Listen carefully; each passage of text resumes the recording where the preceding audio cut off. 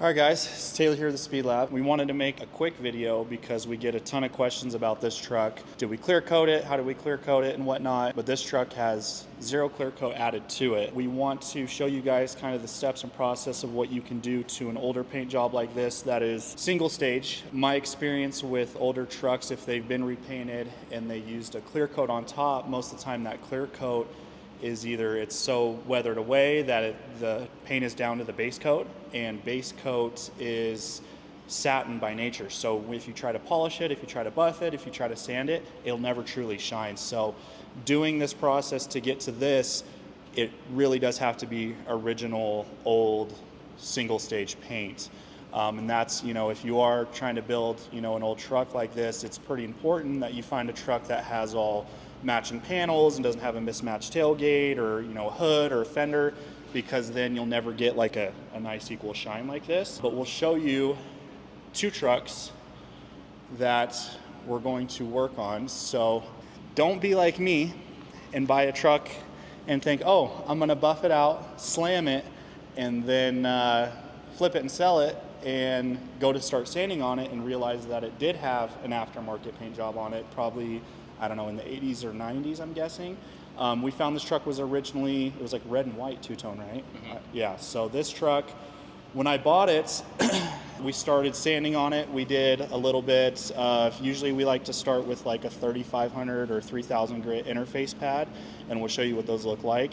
And go over everything, knock off all the big, clear coat that's checking. And what we noticed with this truck is when we did that, like you can kind of see right here, we got down to the base coat and this will not shine. No matter how much you polish it or sand it or do anything, you'll never get that look like the orange truck over there. So now we have to paint this truck. So we tried a couple different products though. I did end up sanding it all off as we're doing our body work and stuff on this, but we tried some of the Poppy's patina sauce. I'll be honest, I was not a big fan of it. I mean, for my main business, I do ceramic coatings and paint correction for customers' cars, mostly brand new cars, and the application was very similar to applying a ceramic coating. And I did all the steps, followed the instructions, did everything right, and it just did not look good. There was a ton of streaks. It wasn't super shiny like I was expecting it to be. So I just kind of gave up. I stopped. I did the whole front clip. It did not look good in my opinion. Maybe if I would have sprayed it out of a gun, could have got better results. But at that point, you're masking everything like you're going to repaint the truck. You're prepping everything like you're going to paint the truck. Just paint the truck. So that's why we're here with this truck in this stage. We're just going to match this gray here, and then it had like a silver stripe two-tone. But we're going to show you kind of start to finish on a really nice truck that has all original single stage paint. And this is our buddy Cody Fordall's truck. Right now it's a little bit wet, but what's cool when it's wet, you can kind of see what it's going to look like after we polish it, and it'll be shiny. So we'll run through the steps and see how we can make this thing shine without doing clear coat. Because clear coat's cool, but it also, in my opinion, it kind of makes like a fake, like too glossy of an effect in certain cars that I've seen at car shows. So we'll get started on this and take you guys through the steps. I like this kind of stuff here. These bumpers, that tailgate's gonna look freaking killer once we're all done. But then there's also flip side. This truck has definitely been outside, and there's a lot of this rust right here where obviously we're not gonna be polishing rust. So I have a solution for this that we're gonna try that will hopefully make this somewhat shiny, and we don't take too much of this paint off. Like on our truck, it didn't have quite this much like patina from sitting out, so I added some myself by sanding harder in certain spots. Like on corners, I would come with that interface pad and I would kind of hit like these hard edges a little bit more to kind of bring that base coat out to give it a little bit more character. But this truck has a lot of character already, so I don't think we're gonna have to do a ton of that. But yeah, first step, we're gonna wash it, get any junk off the paint, like any sap or bugs or dirt or whatnot. So we'll clay bar it, wash it, mint it down, and then we're gonna start sanding on it here shortly.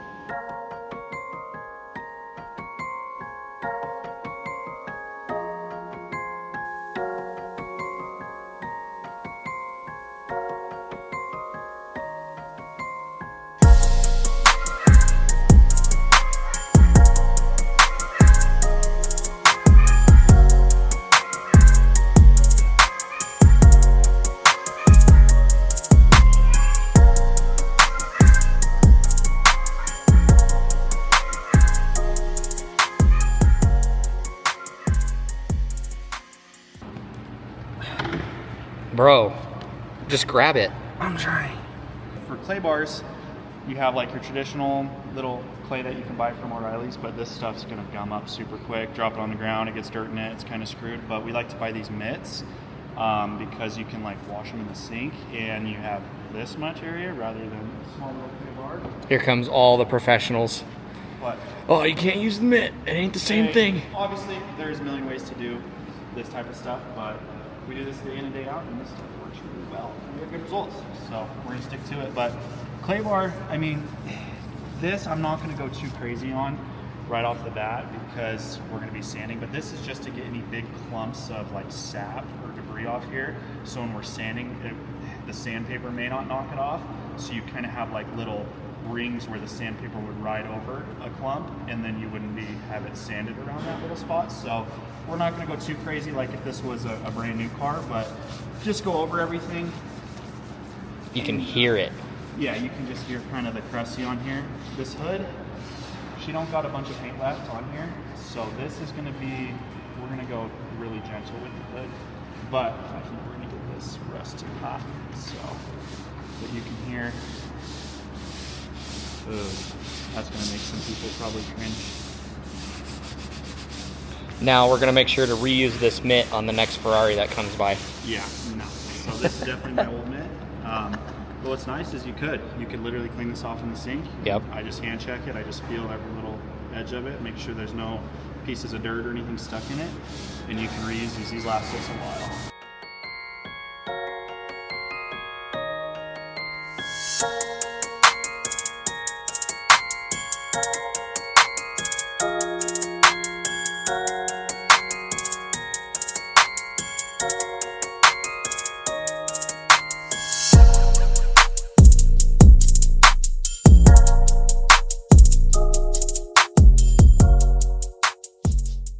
All right, so we got this thing all dried off, kind of let it air dry. Our next step is we buy these interface pads. These are 3,000 grit, but they have like a foam back to them, so it's for corners and stuff. You don't have any like hard edges from just like a normal piece of sandpaper. If you do it wet, like I have this soaked right now in water, it's going to take off less material, but if you do it dry, it's going to take off more. But the goal of doing this is to try to get, if you look at the side of this truck, it kind of just looks like it's chalky. We're trying to just get rid of all that chalky look to where when we hit it with our wool pads and our other pads, they'll actually do something. Because if not, the wool pad is just going to be trying to work off this chalky layer, and it's not going to do a great job. So basically, we're going to hit up the whole truck with this. We might put this on a DA on the big flat spots and hit them up real quick, but all the corners and all the edges are all going to be done by hand until we can get kind of that chalk off of here.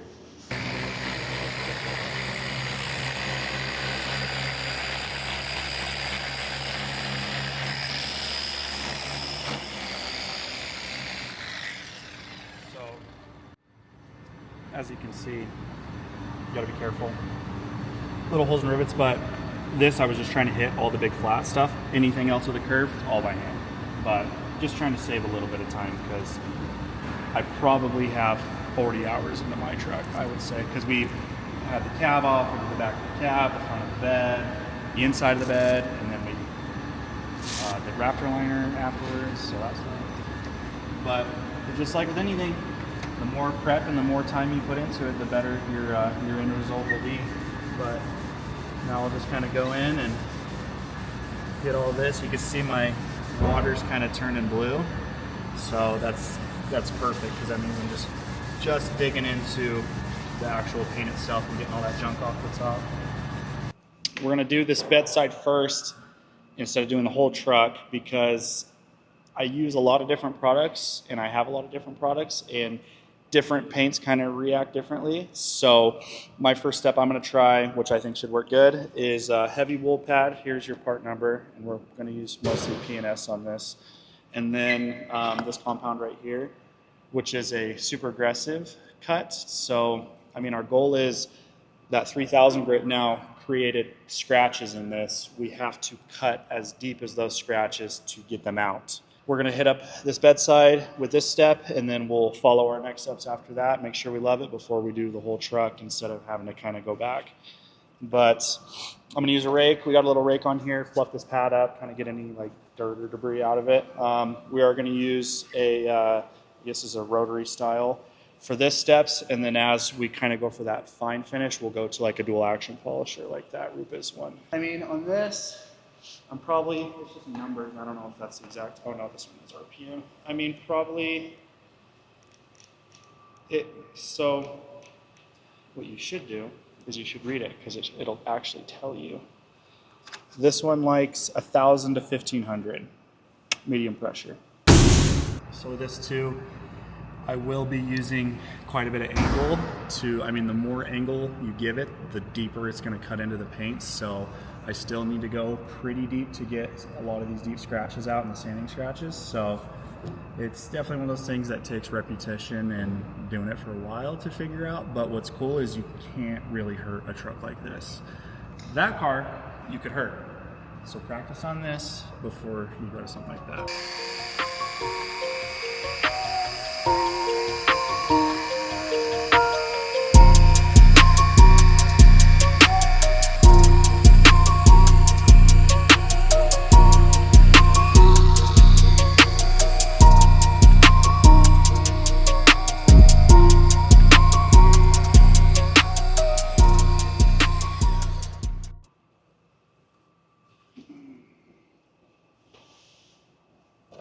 Oh, that right there looks so good.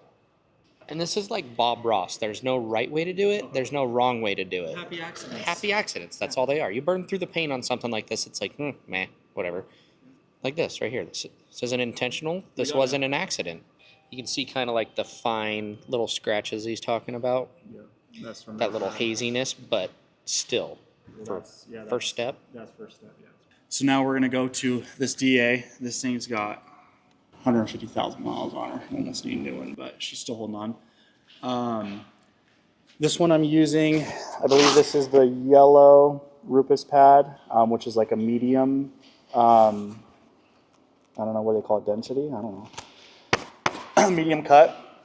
And we're gonna use the correction cream from Peanuts as well. This Rehab is what it's called. And this will be our second step. I always put a lot of effort into this step. I feel like this step makes the biggest difference compared to cutting and polishing. This middle step I think is the most important. So Bryce will show you some clips of this. We got all that old stuff wiped off and get all these small little swirls and scratches. All these need to come out next step. So.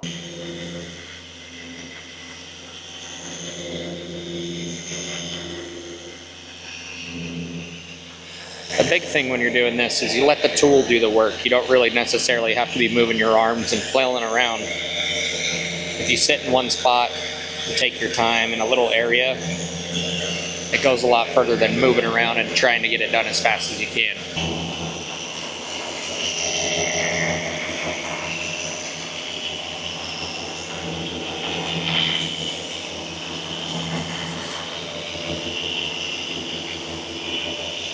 Alright, so here is your middle step, and you can see it's crazy shiny already. But if you get really close, there still will be small scratches from that pad and compounds, so there's another 2 more steps I like to do to get rid of those before we coat it. But I mean, go there and then go show them the other side real quick just for reference. This right here is going to turn really cool colors. No trim on this side. That'll be nice, so I can get way farther with it. We're working on the roof. The roof doesn't have near the patina is like the body, I guess. So I'm adding it to give her a little more character. So I'm not burning the paint on purpose, but because when you burn paint, I've done it and it like boils almost.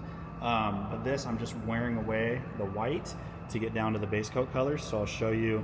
I'm gonna hit this area pretty hard and just kind of go back and forth so I can see what it's doing super fast. But then once I kind of get that look like this right here, or a little bit up here, then I'll back off of it. But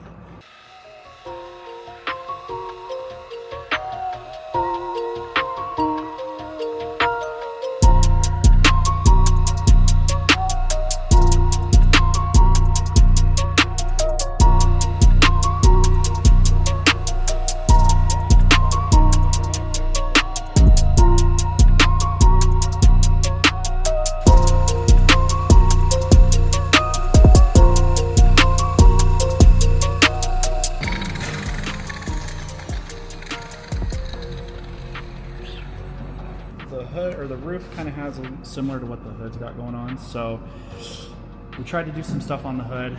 I think the hood's been repainted at some point in its life, so we're going to clear coat it.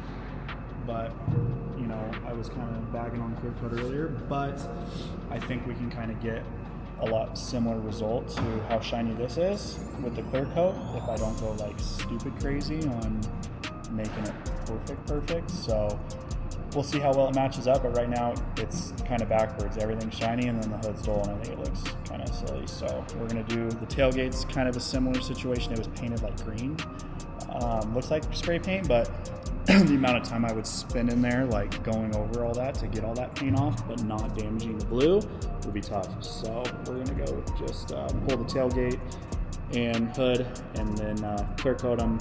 Same thing, then we'll wet sand them, buff them, pop them on, and should be good to go. So we hit the whole truck with that second step, which was our yellow pad and the rehab bottle. So now kind of can see what we got going on here. It's looking really good. The white came out super sick. Looks really good. But yeah, we got down to the got the second step all done, hit the whole truck up. This could be our last step. If this was a darker colored vehicle, like black or red, sometimes I do it, I would do another step after this, but since this color is, I'm not seeing any like fog or haziness, but sometimes when I'm done with this step, I'll come back with just like a dry pad with no compound and then do like a couple squirts of like body shine on it and then go over it. And it really what it's doing is getting all the compound off of the truck, because you can wipe it, but it's really hard to get all the compound off without re-scratching it. So, but with this, I don't think it's gonna be a big deal, but this is our last step. This is Playmaker. We like this one. It's kind of like an all-in-one, but this works good for like really fine swirls and scratches. And then we're gonna use the white, really fine pad, Rupus pad. There's your part number if you'd like to get one. But this step goes pretty quick, just kind of hitting up every square inch of it, but this is just like that little extra shine. All right, so Bryce just finished our last step.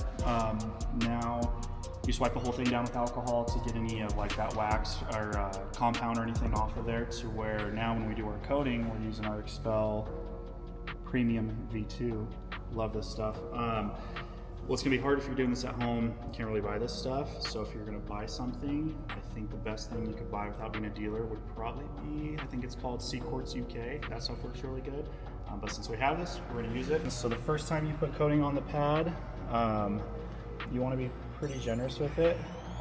But then after this pad gets somewhat saturated, you don't have to do quite as many drops on it. On something like this, I'm probably gonna work, you know, if there's like a split like this, I'll probably come, I don't know, however far over this is, 3 feet.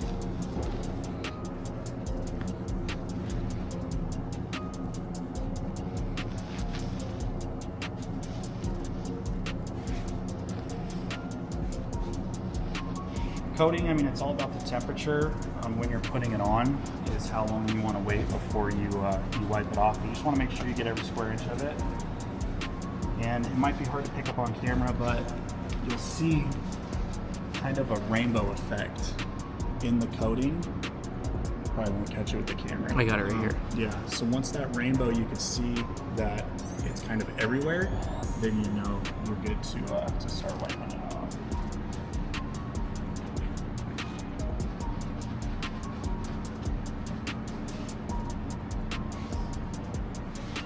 And you can kind of feel it in the towel. Once I wipe it off, it starts to get really, really slick. And then you know that it's off in that spot. But when you kind of hit a spot that has coating, the towel kind of drags. But then, and even like when I go over here where there's no coating, I can feel it's not as slick. But just being super thorough. I mean, honestly, on this truck, you might not even notice a high spot because everything's so, you know, different colors and uneven. But another thing I notice a lot of people do when they're learning this is say, you know, my line was here is where I stop. When I'm wiping my coating off, I'm slinging coating over all the way over here, and I'll go and I'll finish all this. Well, you just have a big blob of coating that's over here now, so you gotta make sure you go back, keep going until you get all of it. Flip your towel, Same thing, hit it up again, and after that, you're pretty much home free. Ceramic coatings kind of get a bad rap, but you know, for how expensive they are, the price really comes into how much effort you put into it to get to this step to wipe the coating on. You know, if you're just wiping it on a brand new car, in my opinion, it shouldn't cost $2,000, $1,800 like some of these shops are charging, because you're just wiping it on, wiping it off. Some people use a little inspection light, you know, go over it, make sure it's all off, but then you just kind of work sections and knock out this whole bedside and keep on going. But we'll get this whole thing knocked out and show you guys kind of the final results.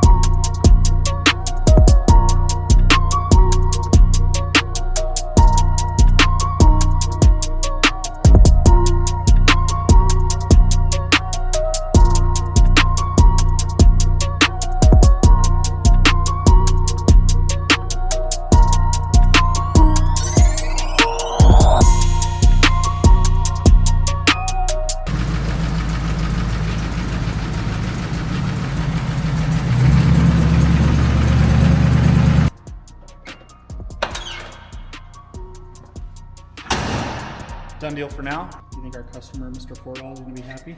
I don't think there's anything we can do to make that guy happy. Really? Nah, he's just a miserable guy. Depending on how long he leaves it here, you better be careful. I got a 24 valve in the shed, really just to piss him off. Ooh. If you guys don't know Fordall, he's the 7.3 guy. He makes motor mounts for these, standalone harnesses for these, all that. You inked. Got oil leak. We should slam it for him and make it like this high off the ground. Like full bump, metal to metal. Just to make him livid. I don't think it came out too bad at all. It looks killer. It's got that nice touch to it to where it's not too crazy. But you definitely can tell it's old and weathered. It's not like perfect. You see the true like emotion of the truck, if that makes sense. Yeah, no, I think it looks very nice and shiny, but I mean, there's even, these sanding scratches aren't even from you that are so deep inside there. Yeah, I see that. There's, I mean, to get rid of those, you have to go crazy, crazy deep, and you might not have much blue left. But I think it looks pretty good. So if you guys want to do this to your truck, there's a little how-to. A million ways to do it. This is the way we do it. It turns out pretty good. But this could be a little good side hustle for somebody if they were wanting to buy old trucks like this that have been sitting forever. I mean, throw some new rubber on it, powder the wheels, get a little spit shine on it, a little carb tune up, and you can probably flip them and make some decent money, because this is the look that everybody wants nowadays. I mean, people pay for patina paint jobs. So the biggest thing, though, in my opinion, if you're doing this and you're like in the market, is finding a truck that's whole and everything matches, to where you don't have to go try to source a tailgate or a hood or a door or anything like that, to where it's all like this or like that truck, where everything already matches and is weathered, so then you can get an end result like this. Because we'll show you in a later video, I have a patina bug and I made a boo-boo and I hit the fender, and I had to pay a shop to match the patina. He did an amazing job, but it cost way more than what I spent here. We should maybe do another like twist on this. Like, could we do it all with like O'Reilly stuff or like AutoZone stuff instead of just P&S? But I don't know. We like their stuff because we get a good deal on it. We can buy it here local in town. But you could probably get pretty similar results with stuff from like O'Reilly or AutoZone. So yeah, thanks for watching our video, and stay tuned for the next one.